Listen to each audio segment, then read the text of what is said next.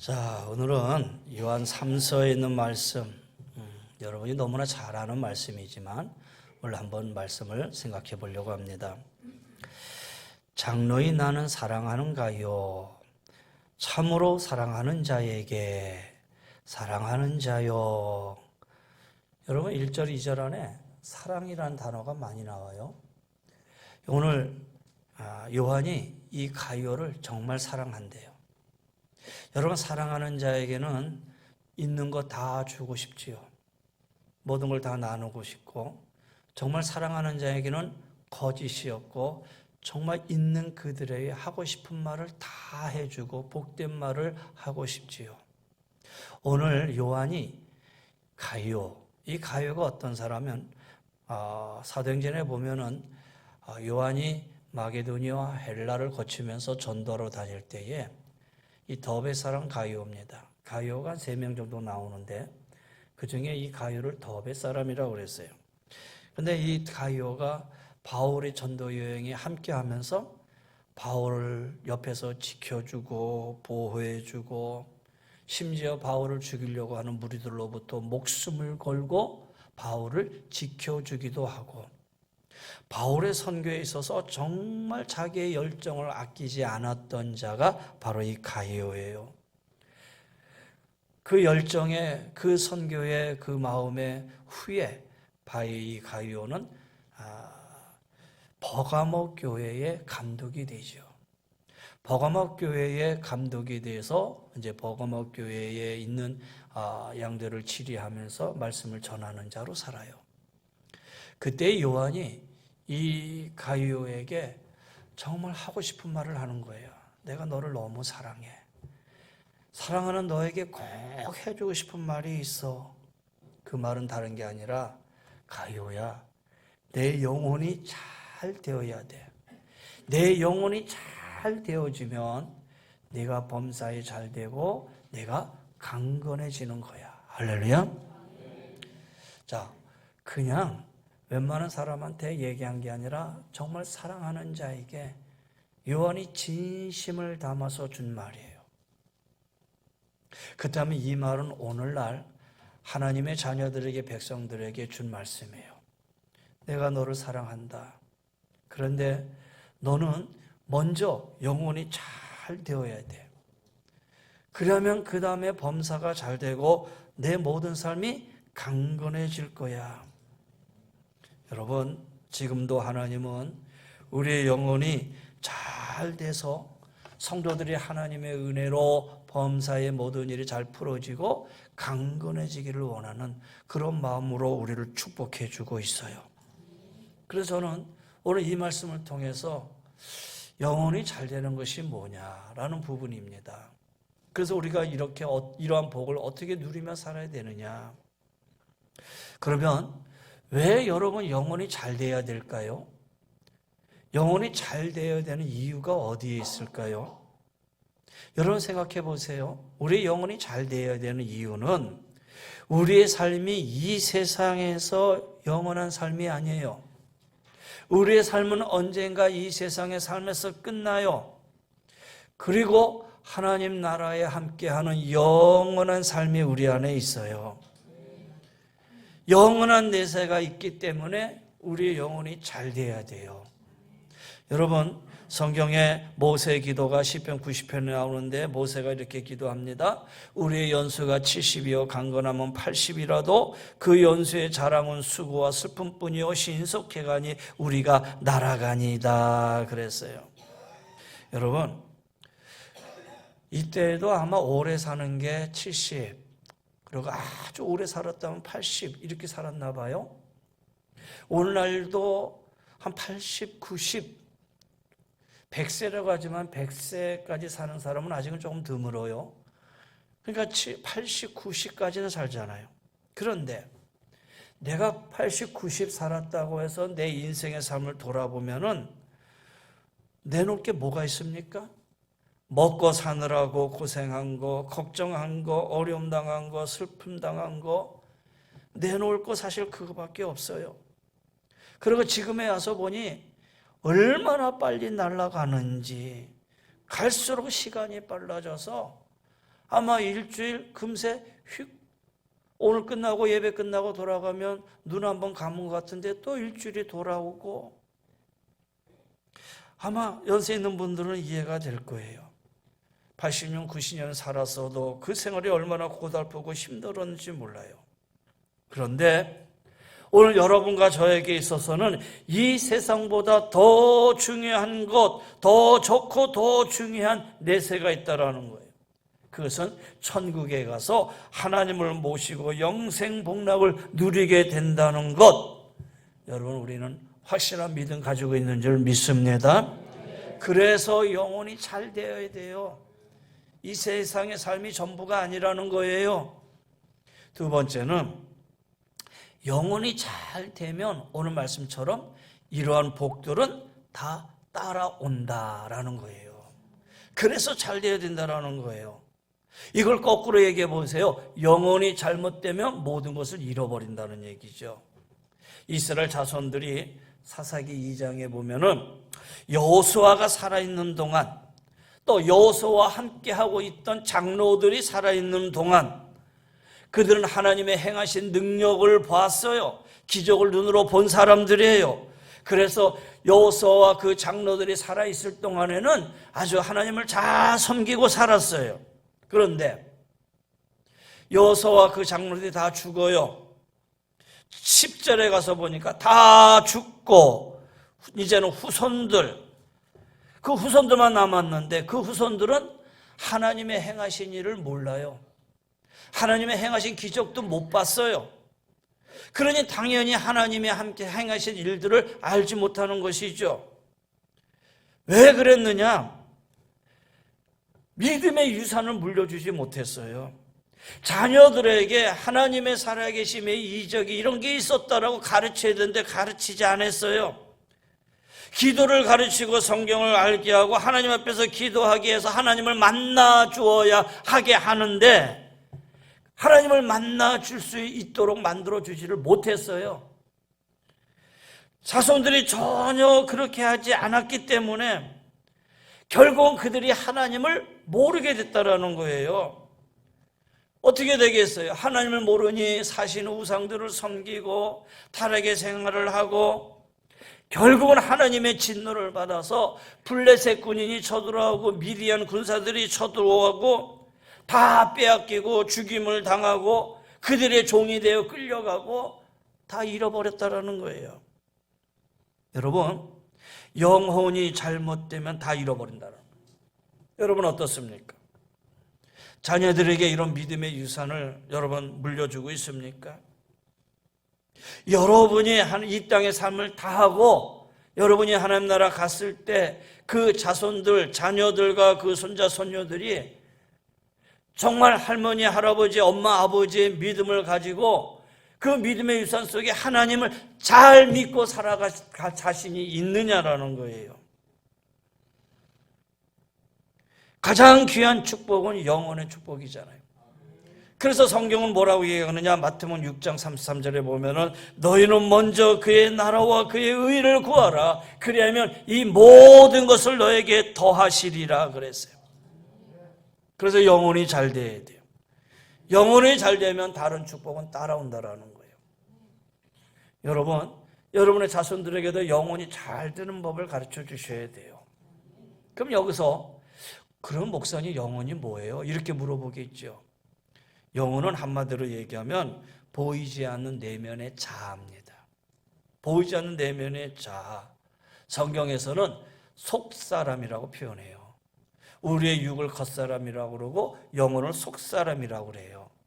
내면의 실체가 영혼이다라는 거예요. 근데 이 영혼은 하나님이 거할 수 있는 공간이에요. 우리가 하나님과 만나기 위한 가장 적합한 장소, 우리의 영혼을 하나님 앞에 만나는 거예요. 그래서 시편 42편에 보면 이렇게 기도합니다. 하나님이여, 사슴이 시냇물 찾기에 갈급함 같이 내 영혼이 주를 찾기에 갈급하나이다. 영혼은 하나님을 만날 수 있는 곳이에요. 하나님을 만나서 하나님과 같이 대면할 수 있는 곳이 영혼이에요. 시편 42편의 이 말씀처럼 하나님을 찾아 갈망하는 내면의 자아, 이것이 곧 영혼이다라는 거예요. 사람은 영혼이 건강하고 충만해야 돼요. 왜냐? 이 영혼이 어떤 때는요, 엄청난 에너지가 분출되어지는 힘의 원천이 되기도 하고요, 어떤 때는 심한 고통과 갈증을 느끼면서 몸부림치게 하는 것, 그것이 바로 영혼이다라는 거예요. 우린 다 이런 영혼을 가지고 있어요.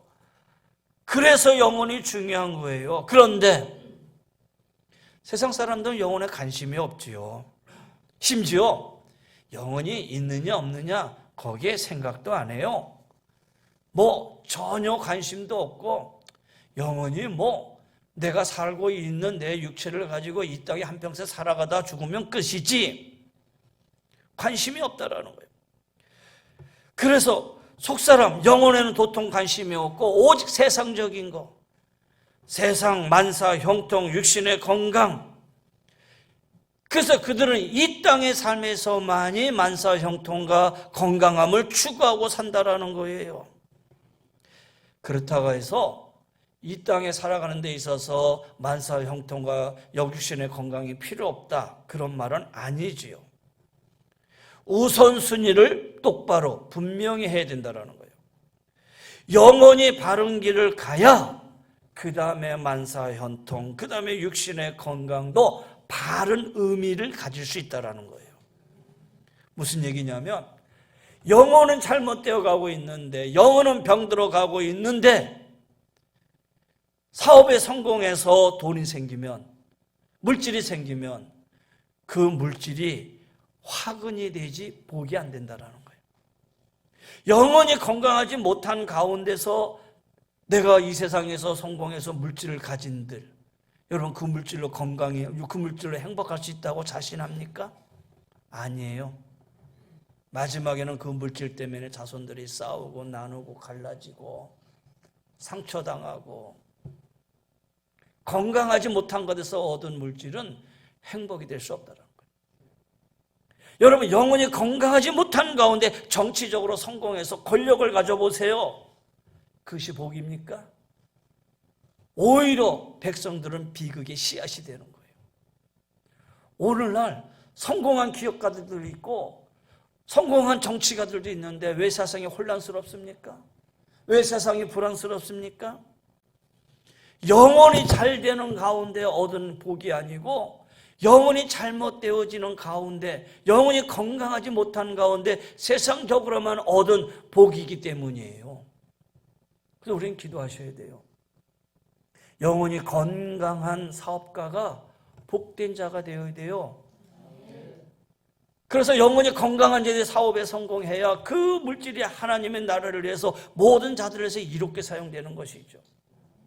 영혼이 건강한 자가 정치의 권력을 가져야 하나님 앞에 겸손하게, 겸손한 삶으로 살아가면서 백성을 이롭게 하지 않겠어요? 그래서 여러분, 영혼이 잘 되어지는 것, 이게 벌써 중요한 일이다라는 거예요. 그래서 예수 믿는 우리는 우리의 영혼을 잘 살필 줄 알아야 된다라는 거예요. 우리에게 참 행복이 언제 오느냐? 우리의 영혼이 제대로 가능해서, 제대로 우리 안에서 건강해져서 건강한 모습으로 하나님과 올바른 관계를 유지할 때, 그때 찾아오는 거예요. 그렇다면 여기서 목사님 건강하고 싶은데요, 어느 때 건강해야 되나요? 내 영혼의 지금 건강 상태를 한번 알고 싶은데 내 영혼이 진짜 건강한가요? 저는 세 가지로 한번 진단해 보려고 그래요. 첫째는 하나님 앞에 나오는 게 즐겁냐라는 거예요. 하나님 앞에 예배함이 여러분에게 기쁨이 되고 감사가 되고, 하나님 앞에 나오는 이 예배가 여러분에게 기쁨과 감사가 평안이 되느냐라는 거예요. 영혼이 건강하면요, 하나님 앞에 가는 것이 즐거워해요. 시편 122편 1절에 보면은 이런 말씀이 있어요. 사람이 내게 말하기를 여호와의 집에 올라가자 할 때 내가 기뻐하였도다. 다윗의 고백이거든요. 다윗이 사람이 내게 말하기를 여호와의 집에 올라가자 할 때 내가 기뻐하였도다. 다윗은 왕이잖아요. 그냥 이런저런 그냥 세상에서 정치적인 일로 막 바쁘게 막 일을 하는데 옆에서 종교 담당 장관이 와가지고 왕이시여, 지금 하나님 예루살렘 성전으로 예배하러 갈 때입니다. 이 말을 듣는 순간 다윗이 우와, 그렇구나. 내가 지금 예배하러 갈 때구나. 야, 너 참말 잘했다. 내가 너무 기쁘다. 즐겁다. 이때를 위해서 내가 지금 일했다. 오늘 다윗의 고백이에요. 그래서 이 노래를 이스라엘 백성이 예루살렘에 올라가면서 노래를 하는 거예요. 사람이 내게 말하기를 여호와의 집에 올라가고자 할 때 내가 기뻐하였도다. 여러분, 이 자리에 오신 거 여러분에게 기쁨이 있기를 바랍니다. 여러분, 인류가 가장 행복한 상태는 언제냐면, 황평한 상태는 에덴 동산이라고 그러잖아요. 성경의 에덴 동산의 큰 특징이 물질의 풍성함입니까? 아니에요. 에덴 동산의 큰 특징은 물질의 풍성함이 아니라 그곳에 하나님이 계시고 하나님과 마음껏 만나는 장소였다라는 거예요. 아담과 하와는 에덴 동산에서 하나님과 매일 만났어요. 하나님을 만나는 것이 가장 큰 즐거움이고 가장 큰 행복이었어요. 그런데 마귀의 유혹에 넘어가서 선악과를 따먹었어요. 죄가 들어오기 시작했어요. 하나님이 아담아 내가 어디 있느냐? 아담이 하나님 내가 부끄러워 숨었나이다. 죄가 들어오니까 하나님 앞에 나가지를 못해요. 하나님을 만나려고 하지를 않아요. 동산 나무 사이에 숨어버렸어요. 하나님 만나는 것이 두려워하기 시작했다라는 거예요. 왜? 아담과 하와가 영혼이 병들기 시작했기 때문이라는 거예요. 우리가 건강하지 못하면 하나님을 만나서 예배드리는 것이 즐거워하는 게 아니라 어떤 핑계가 없을까 하면서 피하기를 하려고 그래요. 야, 내가 그래도 교회 집사고 권사고 장로인데 주일날 예배 혹시 뭐 핑계거리 돼서 빠져나갈 데 없을까? 왜 그것이 부담이 되고 기쁨이 안 돼? 그러면 여러분 영혼이 건강하지 못하다는 증거예요. 얼른 돌아봐야 된다는 거예요. 영혼이 건강해진 자는 하나님 만나기를 즐거워해요. 하나님과 함께하기를 즐거워한다라는 거예요. 여러분, 여름철이 이제 봄이 지나고 여름이 되면 초복, 중복, 말복 이렇게 오잖아요. 왜 초복, 중복, 말복이에요? 더위 이기는 보양식을 먹으라. 그래서 초복 때, 중복 때, 말복 때, 뭐 영양탕, 삼계탕, 그러면서 그거 먹고 내가 여름을 이기겠다. 왜 그래? 육신의 건강함을 지키기 위해서죠. 여러분, 우리의 영혼의 건강을 위해서 우리는 무엇을 하고 있을까요? 지난주에 여러분 부흥회 하셨잖아요. 목회를 하다 보면 목회 안에서 야, 초복과 중복과 말복을 어떻게 지낼까? 여러분, 그래서 봄과 가을에 새벽 기도도 하고 그렇잖아요. 여름에 수련회도 하고 그 가운데 이번에는 부흥회도 했어요. 여러분의 영혼의 건강함을 위해서 시작하는 거예요. 아유, 왜 또 뭐 이런 거 행사 만들어가지고 귀찮게 만드냐?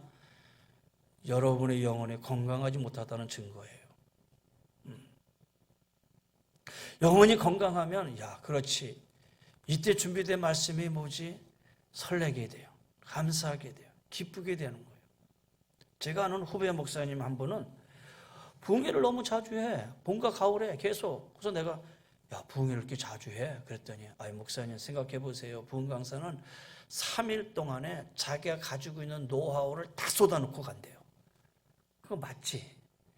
그러니까 쏟아놓은 그 노하우를 가지고 한 3, 4개, 5, 6개를 잘 풀어서 나가면은 그게 목회에 도움이 된대요. 그래서 또 자네는 그렇게 목회하는구나. 그걸 웃어서 넘겼어요. 그런데 어떻든 간에 이번에 부흥회를 통해서 여러분이 전체가 은혜 받는 건 아니겠죠. 그러나 그 안에 준비된 한 사람, 그동안 하나님 밖에 있다가 하나님 안에 들어와서 말씀이 내게 힘이 되고 은혜가 됐다면 여러분, 그것은 여러분 영혼의 보양식을 먹은 거예요. 그리고 감사한 거예요. 어떤 분은 예배 마치고 예배 마지막 시간에 서로 껴안으면서 가족같이 지냅시다. 진짜 가족같이 지냅시다. 이거 별거 아니잖아요. 그게 너무 기쁜 거예요. 감사한 거예요. 마음의 상처가 치유되는 거예요. 그렇구나.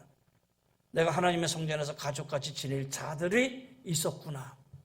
여러분, 그렇게 해서 한 사람이 위로받으면 저는 그 부흥에는 은혜가 됐다 생각을 해요. 여러분, 이것이 바로 내 영혼을 진단할 수 있는 증거. 우리 성도님들, 하나님의 성전에 오는 거 기쁨으로 나오시기를 바랍니다. 초대교회는요, 늘 모였어요. 늘 모였다라는 거예요. 히브리서 10장 25절에 보면 모이기를 피하는 어떤 사람들의 습관과 같이 하지 말고 오직 권하여 그날의 가까움을 볼수록 더욱 그리하자. 자주 모여서 예배하는 자체가 기쁨이 됐다는 거예요. 또 하나는요, 건강하고 형통할 때 과연 나는 세상에 있었나 하나님 앞에 있었나 한번 생각해 보세요. 성도들을 살펴보면 하나님의 복을 주셔요. 그래서 건강도 하고 또 하나님이 복 주셔서 가정도 평안하고 하는 일마다 형통해요. 그런데 영원히 건강하면 세상 일이 잘 되어도 세상에 취해 있지 않는데 그러는 순간 언젠가부터 하나님을 멀리해요. 세상에 빠져 있어요. 잠시 세상에 취할 때도 있지만 정신 차리고 다시 제자리에 돌아올 수도 있어요. 그런데 영원히 건강하지 못하니까 점점 세상에 빠져들어가요. 세상에 파묻혀지게 돼요. 여러분, 이상하게도요, 우리의 영혼은 고난보다 형통에 아주 약해요. 무슨 얘기냐? 내가 고난당할 때는 영혼이 아주 생생하게 살아있어요. 하나님, 내가 지금 아파요. 나를 고쳐주세요 하면서 막 기도하고 눈물 흘리고, 하나님, 내가 사업이 어려워요. 지금 이런 모습이 어려워요 하면서 어려움을 하나님 앞에 막 토로하면서 기도하면서 내 영혼이 살아있음을 느끼게 되는데, 조금 잘 되다 보면은 배도 물 들어올 때 노조라고 잠시 하나님, 그러면서 세상에 점점 빠져들게 있다라는 거예요. 그러다가 더 잘 되자면은 더 잘 되어져 가는 데 있다 보니까는, 야, 내가 좀 더 잘해서 이게 잘 되면 그때 하나님 내가 잘 섬길게요. 그렇게 말하고 하나님 앞에 오는 자들, 더 잘 섬기는 자를 못 봤어요. 영혼이 건강하지 못하기 때문이에요. 그래서 하나님은 세상에 파묻혀 살지 말라고 때로 우리 인생에게 고난을 주셔요. 여러분이 세상에 빠질 듯 할 때 하나님의 고난을 주셔서 정신 차리고 다시 돌아오게 만들어요. 그때는 하나님이 나를 사랑하는구나, 내 영혼이 살아있는구나, 그렇게 느끼셔야 돼요. 지금도 세상의 즐거움과 세상의 모든 것에 빠져있는 것이 더 좋다면 우리 영혼을 돌아보세요.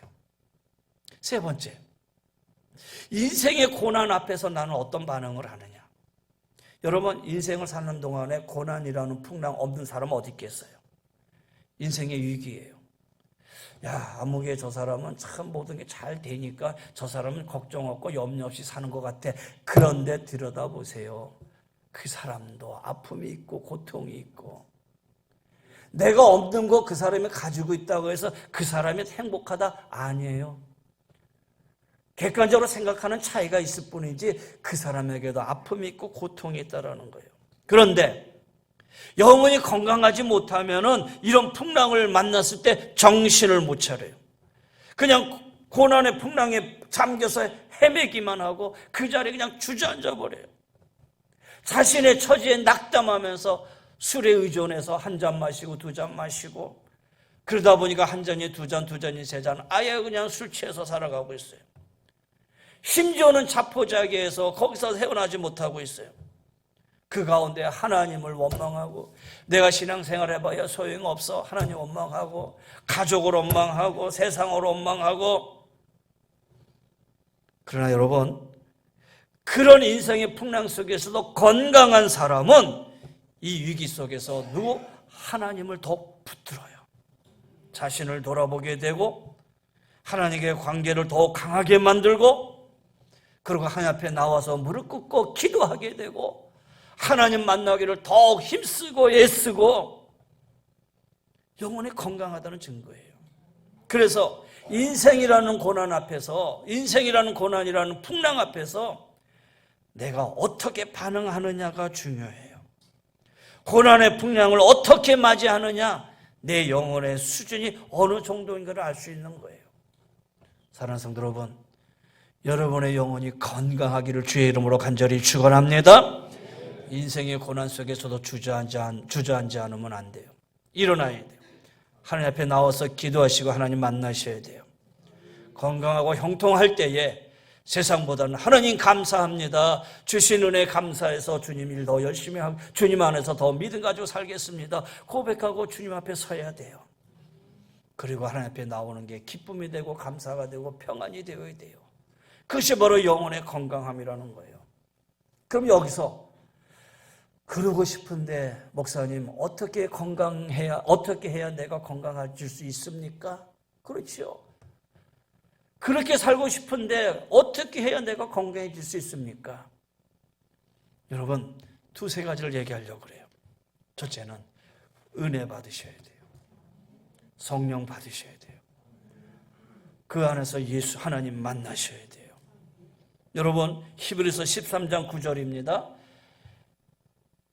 여러 가지 다른 교훈에 끌리지 말라. 마음은 은혜로서 굳게 함이 그랬어요. 여기서 말하는 마음은 우리의 영혼이에요.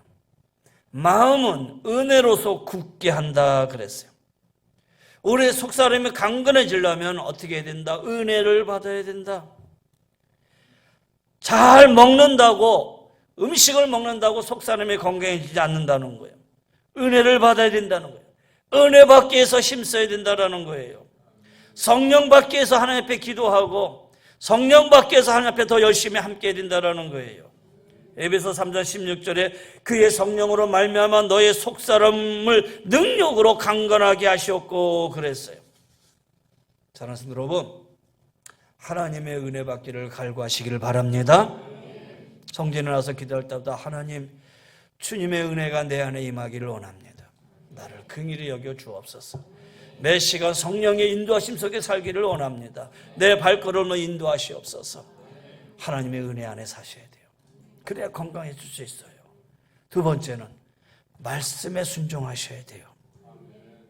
이게 무슨 얘기냐면 오늘 본문 보세요. 3절에 형제들이 와서 내게 있는 진리를 증언하되 내가 진리 안에서 행한다니 나는 심히 기뻐하노라 그랬어요. 사도 요한이 가룟을 칭찬하는데 가룟가 진리 안에서 행함을 칭찬하고 있어요. 진리 안에서 행한다는 말씀은 가룟은 사도들이 전해준 말씀에 순종을 잘 행하고 살아가고 있다는 거예요. 가룟가 순종을 잘하니 영혼이 잘 되는 축복을 받게 된다는 거예요. 여러분, 영혼이 잘 되는 비결은 하나님이 주시는 이 말씀을 내가 얼마나 이 말씀에 순종하고 지키며 살고 있느냐라는 거예요. 교회에서 10년, 20년, 30년 신앙생활에도요, 건강하지 못한 영혼들이 왜 있느냐? 말씀대로 살지 않아서 그래요. 그래서 이 순종은 영적 운동이에요. 우리 몸이 열심히 운동하면 근육이 붙잖아요. 하나님의 말씀에 순종하며 살아보세요. 내 영혼에 근육이 붙어서 내 영혼이 강해질 수밖에 없어요. 말씀 따라 사는 삶이 그게 입에 원망이 있고 불만이 있겠어요? 아니에요. 오히려 말씀 앞에 내 자신을 더욱 겸손할 수밖에 없다는 거예요. 당시에 초대교회 이때에는 지도자들이 부족했어요. 그래서 교회 지도자들이 이 교회 여러 교회를 다니면서 말씀을 전하고 교육을 시켜요. 그런 자들을 순회 전도사라고 하는데 오늘 본문에서는 성경에서는 그런 자들을 뭐라고 표현하고 있냐면 6절에 보니까 내가 뭐든지 형제 곧 나그네 된 자들에게 행하는 것은 신실한 일이니 여기서 나그네라고 표현하고 있어요. 순회 전도자들이 나그네예요. 그러니까 전도자들이 나그네처럼 여기 다니고 저기 다니면서 복음을 전할 때에 그 나그네 그 순회 전도자들을 먹이고 입히고 재우고 대접하는 일, 이런 일들이 일어나야 되는데 그런 일들을 사랑으로 잘 대접하는 일에 적극적으로 나섰다라는 거예요. 그러니까 요한이 볼 때 너무나 감사한 것이죠. 요한, 야 가위야 너는 참 잘한다 라는 것이죠. 5절 6절에 보세요. 사랑하는 자야 내가 무엇이든지 형제 곧 나그네 자들에게 행하는 것이 신실한 일이니 그들이 교회 앞에서 너의 사랑을 증언하였느니라. 내가 하나님 앞에서 하나님께 합당하면 그들을 전송하면 좋으리로다. 말씀을 실천하는 삶을 사는 거예요. 사랑하는 성도 여러분, 하나님의 말씀 실천하며 사시기를 바랍니다. 그 다음에 영적인 건강을 위해서는 어떻게 해야 되느냐? 영적 싸움에 물러서면 안 돼요. 영적 싸움에 물러서서는 안 돼요. 영적 싸움은 싸워서 이겨야 되는 거예요. 군인 중에 강한 군대는 적군이 아무리 많아도 물러서지 않아요. 끝까지 싸워요. 6.25 전쟁 때 유엔군 중에 253번 싸워서 253번, 253번 이긴 부대가 있다고 그래요. 그 부대가 에티오피아 강류 부대라고 그래요. 에티오피아, 저 아프리카의 에티오피아. 저 아프리카의 에티오피아가 6.25 한국전에 6,037명의 군인이 파병되어서 전투를 해요. 여러분 다 잊어버리고 사시지요. 저도 뭐 역사를 통해서 아는 건데 저는 이런 역사의 가르침이 있어야 된다 생각해요. 아프리카 하니까 우리가 조금 잘 살게 됐다고 해서 에이 손가락질 하는 게 아니에요. 그 아프리카 에티오피아 군 6,000명 이상이 이 땅에 왔어요. 그들이 여기서 피 흘리고 싸움을 했어요. 이 나라를 지키기 위해서. 그런데 6,037명의 군이 파병되어 전투하였는데 123명의 전사자, 536명의 부상자, 그리고 포로는 하나도 없었다 그래요. 포로는 없었다. 그래서 253번 싸워 253번 승리했다는 거예요. 무슨 얘기냐? 포로로 가는 법은 없어. 손 들고 항복하는 법이 없었다라는 거예요. 죽거나 이기거나 둘 중에 하나 했다라는 거예요. 여러분 그걸 보면서 우리의 영적 싸움도 마찬가지예요. 영적 싸움에서 이기려면 강한 영적 군사가 되려면 물러서지 말고 끝까지 싸우는 거예요. 우리의 싸움 상대는 누구예요? 마귀잖아요. 수많은 사람들이 영적 싸움에서 중간에 포기하거나 중간에 타협을 하려고 해요. 여러분 신앙은 타협이 없어요. 신앙은 타협이 없어요. 목사님 좀 이렇게 해도 되잖아요? 그러면 그 사람 마음 상하지 않게 하려고 그러세요. 믿음대로 하세요. 이렇게 얘기하지만 믿음대로 하세요라는 이 말은 그 말은 틀렸습니다 라고 하는 말이에요. 여러분 신앙생활에 타협이 어디 있습니까? 어떻게 세상과 타협하고 내 믿음 신앙생활에 타협을 하려고 합니까? 영적 싸움은 타협이 없습니다. 영적 싸움은 반드시 맞서 싸워 모든 유익을 물리쳐야 합니다. 그래야 우리 영혼이 강건해지는 거예요. 한 번 타협하면 두 번 타협이 되고 두 번 타협하면 세 번 타협이 돼요. 그러다 보면 언제부턴가 내 영혼이 점점 약해져요. 베드로 사도는 얘기합니다. 근신하라, 깨어라. 너희 대적 마귀가 우는 사자와 같이 두루 다니며 삼킬 자를 찾나니 너희는 믿음을 굳건하게 하여 그를 대적하라. 이는 세상에 있는 너희 형제들도 동일한 고난을 당하는 줄 알미니라. 여러분 영적 싸움에서 물러서지 않는 강한 의지가 여러분의 영혼을 강건하게 만들어요. 자, 오늘 여러분에게 복을 선포합니다. 이번 부흥회를 통해서 여러분이 받았던 은혜 그냥 쏟아지면 안 되잖아요. 사라지면 안 되잖아요. 어떤 말씀인지 그 말씀이 내 안에서 살아 움직이고 그 말씀이 내 안에서 복된 삶이 되어야 되려면 어떻게 해야 되느냐? 여러분 건강, 영혼의 건강한 삶을 사십시오.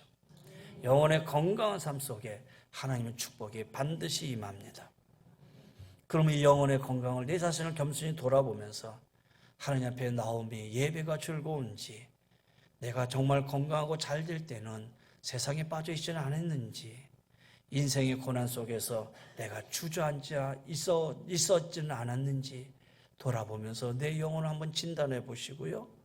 이제 하나님, 나를 긍휼히 여겨주세요. 나를 불쌍히 해주세요. 하나님의 은혜로 나를 채워주세요. 성령으로 충만케 해주세요. 하나님의 은혜를 간구하고 사시고요. 하나님이 말씀이 있는 이 말씀 앞에서는 어떤 경우든지 순종하는 믿음 가지고 사시고요. 세상 속에서의 영적 싸움에는 결코 물러서서는 안 됩니다. 타협은 있을 수 없습니다. 여러분의 신앙생활 속에 갈등이 있다면 그 갈등은 마귀가 주는 거예요. 신앙에는 신앙의 갈등이 없어요. 왜? 분명하기 때문이에요. 여러분, 그런 가운데 건강한 영혼으로 내 영혼이 잘된 같이, 저는 이 말씀을 읽을 때마다 영혼이 잘된 가치가 아니에요. 내 영혼이 잘된 같이, 내가 범사에 잘되고 강건하기를 내가 간구하노라. 사랑하는 자요. 요한은 이렇게 고백합니다. 사랑하는 성도 여러분, 이제 받은 바 은혜에 감사하면서 이제 2025년 이제 2달이 지나갔어요. 남은 10개월 동안 강건한 영혼 가운데 여러분의 범사가 잘 되어지고 건강한 삶이 여러분과 더불어 여러분의 자손 때에 이루어 나가시기를 주의 이름으로 간절히 권면하며 축원합니다. 기도하십시다.